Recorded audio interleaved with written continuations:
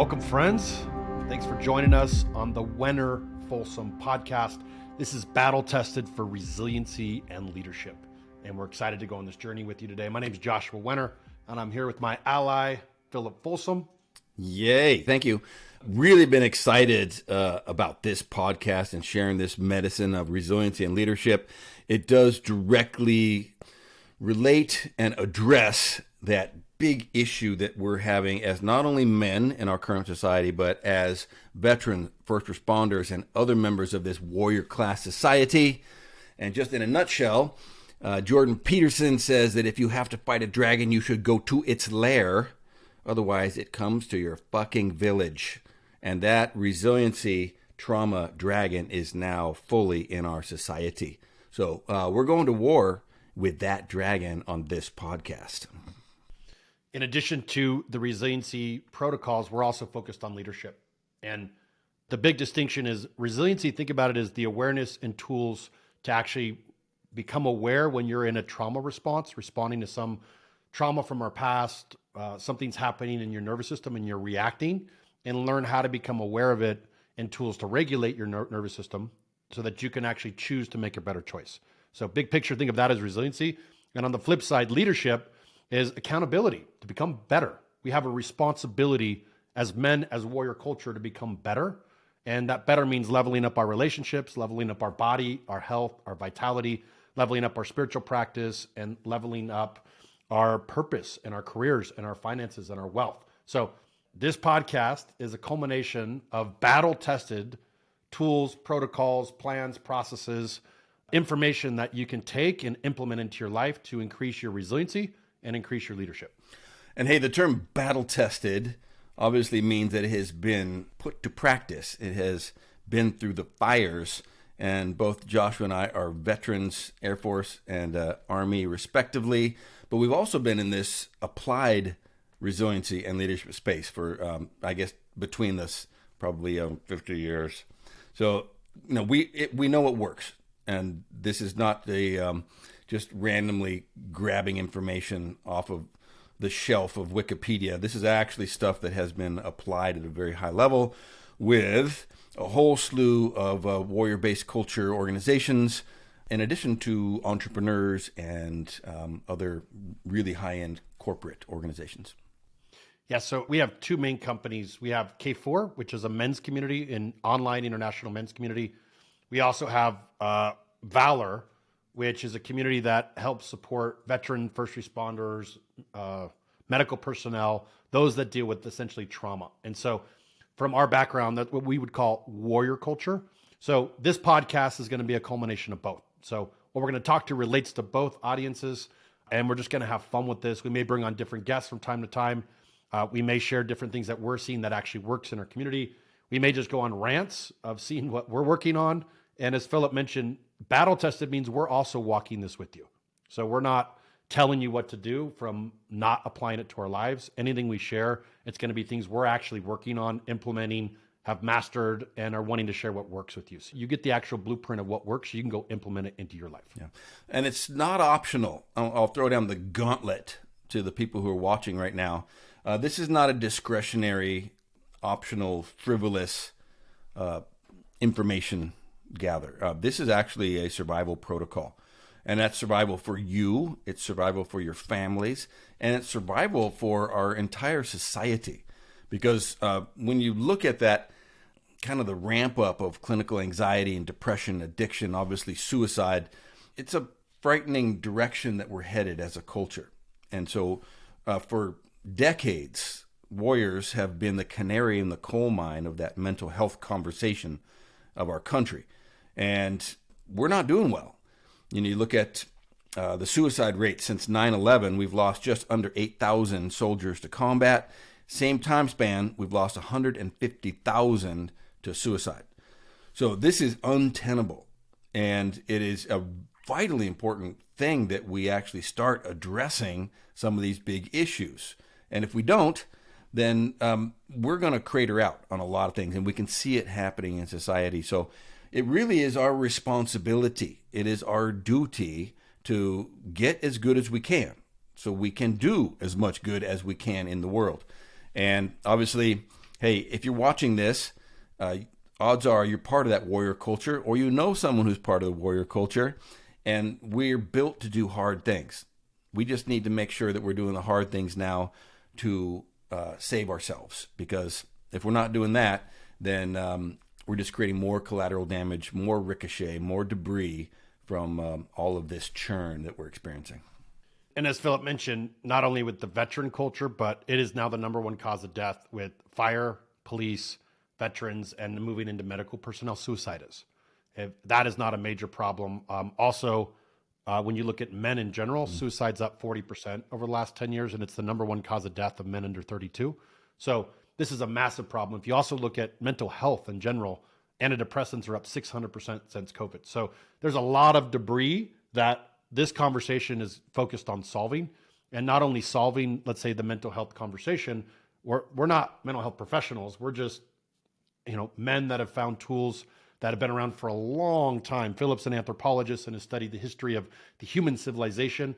And we've taken some of these old practices and principles that have been around since the history of mankind and made them relevant to today, backed up by scientific studies. So how do we take age-old practices that have worked for warrior culture, and then how do we match them relevantly with what works today and using science-based approaches? And so the warriors that we're working with in our communities are getting amazing results. And that's really why we're doing this, is everybody said, how can I get more information? How can I learn more about what you guys are doing? How can we get the word out about how effective this is?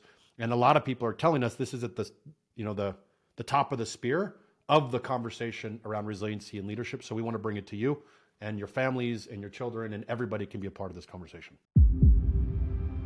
If you're a purpose-driven man who's committed to the values of growth, service, and vitality, and you're looking for an honor-based community to hold you accountable for your highest potential, please apply to join us at k4men.com. And listen, whenever I'm in a deep podcast, and I'm sure if you're watching this, you have sampled a bit of Joe Rogan and Peterson and Shapiro and maybe a little Jocko and some of the other ones that you like. Man, I take notes. If there's a couple things that are actionable, I know you have your K4 journal out too, but jot a couple notes down, because one of the big issues that's going to be at the core of all these topics is isolation. We're part of a culture that has moved from this deep kinship-based honor of relationships and reciprocity, and we've gone to a pride-based culture that celebrates the individual. Be self-reliant and be independent and do your own work and get your own. And it's proving to be a unsuccessful operating system for a communal-based animal like humans. So we need to be able to speak with other people, right? That's how we discharge our shame. It's how we get absolution from our brothers and sisters. You get a me too when you're expressing some sort of inadequacy, and it's like, oh, really? You have the same issues as I do? So we need to be able to speak it, but we also need to be able to write it. And the act of actually writing things down crystallizes information. We actually retain a lot more. So we're doing this podcast to share the medicine, and we want it to be integrated. So we encourage you to jot down some notes, because there will always be some actionable things, and there will always be some challenges we're going to propose to you on these podcasts. So write it and speak it, and the demon you can eat, you gain all of its power. And this is how we eat those demons. And hey, we're always open to feedback. We'd love to get your feedback or your questions or your challenges to our topics. We'll bring them up and address those on the calls. So, feel free to reach out to us either through K4 or Valor. It's k4men.com or valorresiliency.com. And we'll also list it in the show notes. And hey, we love your feedback. We love your comments. What's working, what's not? What do you agree with? What don't you agree with? And we'll bring it into the conversation. And one of the things you're going to learn is Philip and I, there's a concept we teach about the wild man, which comes from a book we teach in K4 called Iron John. And it's about bringing your radical authenticity. So you may see the two of us disagree on topics. We may have different perspectives on topics. Spicy. There's going to be a little spice that goes on with guests, with ourselves, because we're just here to be radically authentic and bridge the gap on a lot of topics that aren't talked about, and really normalize a lot of conversations that should have been around a long time ago. So yeah, that's what we're committed to. And hey, and if you know me at all, you'll know that my consulting company is called Wolf Tribe. I do a lot of work with wolves. In fact, our K4 community went out and did some service projects with a wolf sanctuary. One of the big lessons of wolves is that they need each other, not unlike the team that you're working on at your job. And so because they need each other, right? Wolves hunt big game. They cannot afford to undermine, to compromise, to in any way lower the success of the members of their pack. So they never bite each other. But instead of that making them peaceful and benign and sensitive, it actually elevates their ability to be authentic and resolve conflict. Because wolves, they fight, but they don't bite. And so if you've got a good culture where you work, you're able to express these things that have broken your heart or have wounded you, have traumatized you. Man, you got to put that shit out on the table. Otherwise, it gets resentment going, contempt, and it gets toxic as shit. So really important that we're able to have these discussions in our society today. And that's the only way that we absolve that shame and we're able to level up our operating system as humans, as a culture. And, what will, just to give you a preview of what will be coming, we have a lot of what we call master maps, and we also have master tool sets. And so we'll be sharing with you the same tool sets and maps that we share in our communities, breaking down what they mean, how to apply them, our epiphanies as we continue to move on and learn them at deeper levels, because these are never-ending maps. They're maps of integrating and living life. And so the more we live them and integrate them, the more we learn. So you're going to learn a vast amount of knowledge. And if you've been through our communities, this is a good chance to tune in and go deeper on what you've already learned as a foundation. If you're not part of our communities yet, you can always join and become a part of either one of those roads. And just grateful to be here with everyone. Hey, do you got a challenge for our listeners for this first little quick intro podcast? I'll go one too, just because I have a little braggable moment. And hey, I'll be honest. I think the whole culture of self-abasing humility, of don't brag about yourself. Don't be strong. Don't be loud. Don't be assertive. That's not taking us anywhere. Like we claimed the world. We built the world. And so it's really important that we're able to at least celebrate not only our own accomplishments, right, but each other's. That's part of being a tribe, is recognizing that, hey, the wins of the individuals should be the win of the collective, and reclaiming that. So I'm going to go a quick little brag that will move into my challenge. And I just tipped over today 1,500 days in a row of meditating. Ooh, right? Meditation has saved my ass, and we're going to be talking a lot about meditation. It helped me get sober. It helped me probably keep my marriage going. I mean, it has made me into a radically better human. It's like going to the gym for your soul, right? Prayer, meditation, mindfulness, whatever those are. And the only reason why I've been able to keep this many years of a streak going is that I've built it into my morning ritual. I do it every morning without fail. Before the world has its way with me is when I build in my meditation practice, and it's sort of the centerpiece of my resiliency protocol.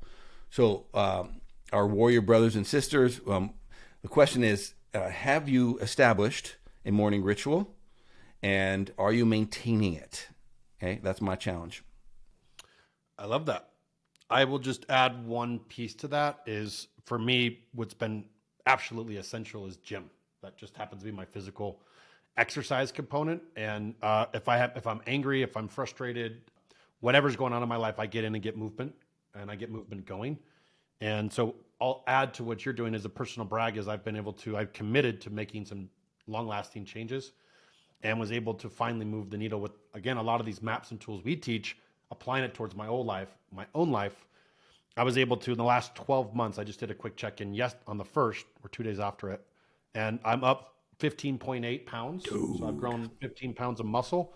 I'm only grown 9 pounds totally of a weight change, and I'm down about 8.5% body fat in the last 12 months. So for me, the consistent focus with specific goals, the right training, the right coaching, the right accountability has actually moved the needle big. So for me, that's my daily protocol, is I get a workout in 6 days a week, or get some sort of movement, exercise, walk.